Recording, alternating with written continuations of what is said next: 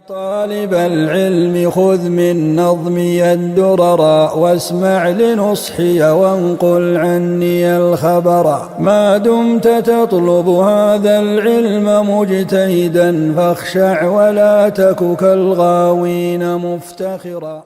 بسم الله الرحمن الرحيم الحمد لله والصلاة والسلام على رسول الله. Vllazëni të nderuar, jemi tek libri rreth historisë së krishterizmit, kemi arritur tek librat e shenjtë në krishterim. Librat e shenjtë krishterim janë tërë librat e përmbledhura në Bibël. Shtrohet pyetja pse ja kanë qitë emrin Bibël për me dallu prej jahudive. Ja kanë qitë emrin Bibël të krishterët, që me thonë kemi në një libër. Mirë, por realisht në Bibël është edhe dhjata e vjetër e jahudive, edhe dhjata e re, ose beslidhja e vjetër dhe beslidhja e vjetër. Në dhjatën e re janë përmbledhur një numër i konsiderueshëm i librave. Librat e apostujve, apo ungjit, domethënë injilët. Injili është realisht ajo origjinalja, mirë po këta i thënë ungjit. Kurani famlar e vërteton se Allahu Azza wa Jall ja ka dërgu Isaut alayhi salam injilin, shpallje ka pas, direkte. Ndërsa këta këtë lloj shpallje nuk e pranojnë të krishterët. Ata thonë vetë jeta e tij ka qenë shpallje. Domethënë çdo sen që është paj duke vepruar, duke urdhëruar, vetë ka qenë kjo thotë shpallje. Domethënë sepse ata konsiderojnë që është Zot, apo. Pastaj thot Allahu Azza wa Jall, thot pastaj vazhduan gjurmët e tyre me të dërguarit tanë, pasuam me Isaun, të birin e Merjemës, dhe ati ja dham injilin. Ja dham injilin. Pas injilit është Kurani, apo. Bukur, pra injili islam pranohet si libër i shpallur nga Zoti Azza wa Jall, të dërguarit të tij Isaut sallallahu alaihi wasallam. Këtu duhet potencuar, theksuar çështjen e të krishterëve, se ata nuk e mbrojnë mendimin se Zoti e ka sjell tek Isau alayhi salam injilin. Qëshë ne e besojmë, apo. Dhe më thonë një libër me emrin Ungjil. Nuk e besojnë ata. Thot, për këtë çështje ata mendojnë ndryshe nga muslimanët. Sipas tyre, Jezusi o fjalë e Zotit. Nuk ka nevojë ky me një libër që quhet Ungjil, sepse ky vetë është fjala e Zotit. Çfarë kontradikte. Pastaj thot, i mbështjell me eshtra dhe me mish. Dhe thot, dhe i bërë njeri në trupin e Marijes. Na i kemi potencuar më herët në derset e kaluara që të krishterët thonë që Isa a.s. një pjesë e ka të krijesës njeri dhe një pjesë e ka Zot. Një pjesë e ka Zot. Dhe kjo, dhe thot, është tek barku i Merjemës a.s. Po ashtu, pra ajo shpallje e Zotit njerëzve, shpallja e Mojsiut është shndruar në dhjatën, librin e dhjatës vjetër, kurse në krishterim shpallja është shndruar në personin e Jezusit. Mesazhi i shpalljes janë jeta edhe siç tham predikimet e Jezusit. Po kush i ka shkruajt këto? I kanë shkruajt apostujt, thuhet që i kanë shkruajt apostujt. Mirë, po a ka pas kohë, domethënë mes Isaut alayhis salam dhe këtyre që i kanë shkruajt, po, ba e gjeni kohë gjatë ka kalu. Dhe për atë arsye, ka pas shumë shkrime, edhe i kanë përzgjedh kisha vetëm 4. Vetëm 4, dhe thot, unë gjithë që si pas Markot, ku e dion e këtynve, dhe thot Gjonit, më 4 apostujt. Mirë, po Bernaban, për shembull, e kanë refuzu. Sepse në Bernaban, ungjilli si pas Bernabas, potencot Ahmedi, Muhamedi a.s. Ata kanë thonë, jo, kjo është apokrif. Kjo është i rrenjshëm apo ku e dione. A realisht që kjo Barnabaja ka qenë para ardhjes Muhamedit a.s. Qyshe ka dita që ka marrë Muhamedi a.s. Shtrot pyetja. Se dikush mundet me thosë, sikur të kish dal kjo pas ardhjes Muhamedit a.s. Me dal dikush me shkruajt, se cili kish me thonë që e ka gishtin në i musliman aty. Po jo, para se marrë Muhamedi a.s. ka qenë që ky Barnabeut, sikur që është ungjilli sipas Mateut dhe Gjonit, edhe sipas Barnabas. Mirë, po në Barnabas shihen besimi tyre i gabuar dhe vërtetohet ardhja Muhamedit a.s. Atër çka të bëjmë? Me bo me lonë këto me pranuna si ungjill, i bie që duhet me pranu islamin. Atër largoje. E ka largu dhe thot ungjillin e Barnabas. Po ashtu,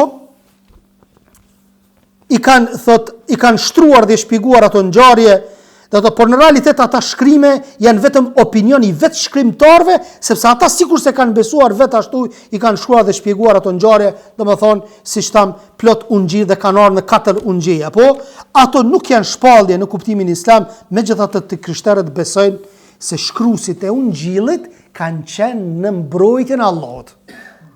Çto është ajo fitnja pak që i devijën të krishterët, sepse thotë këta kanë qenë të frymëzuar edhe kanë qenë të mbrojtur dhe e kanë shkruajt. Edhe normalisht ti tash duhet më u bind atyre, s'ki çare.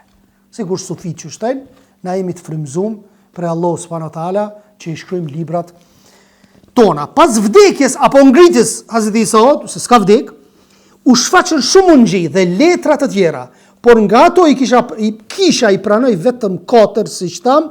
Vallë, pse e bëri këtë seleksionim, shtrohet pyetja? Pse 4 i pranut? Pse si pranut 8? Pse si pranut 5? Pse bashkë që ta 4 i pranut? Kur plot ka pas ungjij dhe ka pas apostoj që i kanë shkruajt.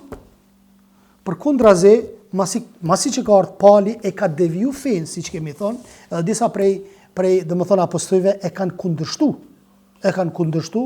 Do thotë Palin, fen e Palit. Pika parë është dhjata e re dhe librat e saj. Siç e kemi cekur edhe më parë, Bibla përbëhet nga 2 pjesë. Dhjata e vjetër, e cila quhet beslidhja e vjetër, dhe dhjata e re ose beslidhja e re. Nëse e merr dhjatën e vjetër, ka gjëra shumë më të ashpra se sa në Kur'an. Kur ju thut krishterëve, ja ku i keni versetet në dhjatën e vjetër, thot jo, kjo është veç për histori, thot. Nuk është legjislacioni joni. Kjo ka qenë në kohën e jaudive atëherë, edhe mo nuk pranohet. Përkundrazi ne ju themi, hajde tregoni pra legjislacionin rreth martesave, detajet rreth martesave, a i keni në Biblën, a i keni në dhjatën e re, si kanë. Ku du të më kthy? Du të më kthy dhjatës vjetër. Dhe vetë Isa a.s. ka thonë, kom ardhur me plotësufin, me plotësun ato çka e keni lënë ju nga Musa a.s. Dhe çfarë ka ardhur në dhjatën e re? Mirë po jo me anulu dhjatën e vjetër, ndërsa Kurani anulon gjitha. Por dhjata e re nuk e anulon dhjatën e vjetër. Sepse për me anulu, duhet me anulu shumë dispozita pasaj. Krishterët mbetësin pa dispozita. Dhe mirë po, kur na i kapim disa versete, që kanë, po themi si këta dhunë, kërcnime, ku e dione, dhe më thonë, që shë në akuzën neve, Kur'anin që e akuzën, ata thë jo, kjo ka qenë çështje historike. Për me u largu, dhe thët, dyshimet tek pasuesit e tyre. Po ashtu, pjesa e dytë është dhjata e re, apo beslidhja e re, e quajtur me këtë emër për të dalluar nga librat hebraike, po ashtu ky emër paraqet një marrëveshje besë ndërmjet Jezusit, Mesias, shpëtimtarin i të njerëzisë në njërën anë dhe kishës krishtere në anën tjetër, është libër i shejt i gjithë dhe thot krishterëve, ortodoksëve, katolikëve dhe protestantëve. Domethënë Bibla apo dhjata e re është libër i të gjithë këtyre. Krishterët nuk pretendojnë se të gjithë shkrimtarët e dhjatës së re kanë qenë dëshmitar të eksperiencës jetike, dhe këtu ka ardhur ai dyshimi, pastaj i kanë largu disa ungjija. Po në realitet kisha e konsideroj si të dyshim çdo shkrim që binte ndesh me verzionin zyrtar të kishës në Vatikanit, apo kishës zyrtare. Nëse nuk ju ka shku për shtati, atëherë e kanë largu librat tjera apo ungjit e tjerë. Krishterët e parë nuk e patën me njerë idenë t'ja bashkangjesin beslidhjes së vjetër librat e vet, dhjata e re përmban 27 pjesë të cilët përmbajnë sipas tyre zbulesat Jezusit, apostujve. Në pjesët e lartë përmendura hyn librat dhe letrat si vjen. Ja, këto janë librat. Ungjit, 4 ungjit. Ungjilli sipas Mateut, 1, sipas Markut, 2, sipas Lutës, 3, dhe sipas Lukës. Lukës dhe sipas Gjonit. Domethënë këto janë ungjit e pranuar tek të krishterët. Pastaj i kemi veprat e apostujve, shokëve të Isait a.s. që ju kanë thonë. Letra apostullit Pal, që ka deviju fen krejt. Letra drejtuar romakëve, letra drejtuar koritazve 1, letra e drejtuar Korintazëve 2, drejtuar Galatazëve, drejtuar Efesianëve, drejtuar Filipianëve, drejtuar Kolosianëve, drejtuar Selanikazëve, nishi, drejtuar Selanikazëve 2, drejtuar Timoteut nishi, drejtuar Timoteut 2, drejtuar Titit, drejtuar Filemonit, drejtuar Hebrejve. Pastaj kemi letrat katolike. Jakobit, 1 e Pjetrit, 2 Pjetrit, 1 e Gjonit, 2 e Gjonit, 3 e Gjonit, letrat e Judës, zbulesa e Gjonit, krejt që to i ki, për mbledhje me një aspekt, që shërben kush, që shërben të krishterët, e nëse i hin detajeve, ki me pa që ata kanë kundërshtime njëri me tjetrin. Që në Kur'an këto nuk e gjanë. E këta kanë kundërshtime, sikur të kishin me qenë fjalët e Zotit, nuk kishin me pas kundërshtime njëri me tjetrin. Sipas përmbajtjes librat ndohen në 3 grupe. Grupi i parë ka 5 libra, pjesa më e madhe e përmbajtjes së tyre është historike, 4 ungjit siç tham, dhe veprat e apostujve. Grupi i dytë përmban 21 letrat e apostujve siç tham, e kështu me radhë. E tani fjala ungjil, kisha ungjillore, ungjit, ku e diune, prej kajt rrjedh fjala ungjil. Këtynve që na shesin patriotizëm, këtynve që na shesin shqiptari, që na thonë ju termet për merrni arabe. Fjala ungjil përbëhet nga 2 fjalë greke. 2 fjalë greke. Eu i mirë i gëzuar. Dhe angelion është lajm. Lajm i mirë apo i gëzuar në gjuhën greke. Kisha e lajmit mirë bëne. Pse po thu kisha ungjillore? Heke ato. Sa ata po na akuzojnë neve për arabizma dhe turqizma. E ti pse po kthehesh te greqizmat, pra? Bëne shqip, thuje lajm i gëzuar. Kisha ungjillore, krejt e kanë kisha ungjillore. Kisha e lajmit mirë. Edhe në rregull jemi. Pastaj thot këto 2 fjalë janë bashkuar me një fjalë në fjalën eungelion. Lajmi mirë apo lajmi gëzuar, duket se fjala greke euangelion, nga e cila ka zënë fill fjala shqipe ungjill, i pari ka përdorur shënpali. Ekzistojnë 4 ungjill, qysh e transmetuam, e lexuam më herët. Tash e kemi për fund ungjillin sipas Mateut, emri Mateut nuk është përmendur në këtë ungjill. Dhe thotë, por shumica e historianëve e krishterënisë janë të mendimit se Mateu ka qenë vetë autori i këtij. Dhe nuk janë fjalë të Zotit. Disa i kanë marrë pe Isa a.s. që ka fol, që janë fjalë të Zotit. Ama ky është autori o vëlla. Në Kur'an s'ka autor. Krijes. Është vetëm Allahu azza wa jall. Allahu azza wa jall e zbriti nëpërmjet Xhibrilit. Xhibrili ja transmetoi Muhamedit a.s. Muhamedi a.s. e memorizoi dhe sahabët e shkruan. U kry puna. Ndërsa ky vetë ka shkruajt. Por një dyshim është që çfarë thonë të krishterët, që këta kanë qenë të frymzuar dhe të mbrojtëm ka qenë gjatë shkrimit. Edhe çtu futet pastaj fitnja.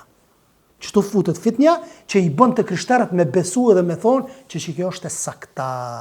Po nuk janë të sakta, sepse kanë kundërshtime ungjit njëra me tjetrin. Ai ishte njëri nga 12 apostujt e Jezusit, para se të bëhej pasuesi i Jezusit ishte taksa mbledhës. Vendi, koha dhe gjuha e shkrimit të këtij ungjilli janë të mjegulluara dhe për këtë ka mendime të ndryshme. Palestina ishte vendi ku e shkroi Mateu librin e tij. Ndërsa mendimi tjetër ishte se e shkroi në Siri, në Arabi. Këtë pi Arabis përshkën. E ka nxorët ju fen tash perëndimore. Se o bojën dore dhe me këfeja lindore feja perëndimore. Ju jeni në lindje, na në perëndim, jeni në civilizimin perëndimor. Po dhe këta e në konë në lindje. Edhe këta i kanë shku që për të Siri ose Palestinë. Pastaj thot, po ashtu viti sakt nuk dihet, por sipas nënshkrimeve në fund të disa dëshkrimeve, të gjithë thonë se ky ishte viti 41 e Rëson, mendim tjetër thot se shkrimi i tij përfundoi në vitin 80 e Erës Re. Erëson i cili u është dedikuar hebrejve helen të krishterizuar, ndërka gjuha në cilën u shkruhet thuhet se ishte hebraike, po ashtu edhe aramaike. Por më vonë, prej vetë autorit apo prej ndonjë nxënësi që supozohet të ketë qenë Gjoni në drejtim të vetë autorit u shkrua greqisht. Arritin duart e lexuesve vetëm në gjuhën greke. Në gjuhën e atyre që na vron e masakrun bashk kombëtarët tonë në qamëri. Qështu kjo narrativa, qështu ata e shfrytëzojnë perandorin Osmani i kanë vrarë shqiptarët, edhe unë tash ty po të them, gret i kanë myt çamt në Greqi. Edhe i kanë largu bile. Qysh më apo tash? Hajde hekne historinë e Greqisë pak greke. Pastaj thot, ky ungjell është përqendruar në personin e Jezu Krishtit, përmban disa rrëfime për lindjen dhe fëmijërinë e Jezusit, shpalljen e mbretërisë qiellore, predikimin, misterin, kishën si fryt të parë të saj dhe në fund rrëfen për mundimet, kryqëzimet dhe ringjalljen e Jezusit deri në takimin e radhës me ungjillin sipas Markut. Subhanaka Allahumma bihamdik ashhadu an la ilaha illa ant astaghfiruka wa atubu ilaik. Allahu ju shpërblet.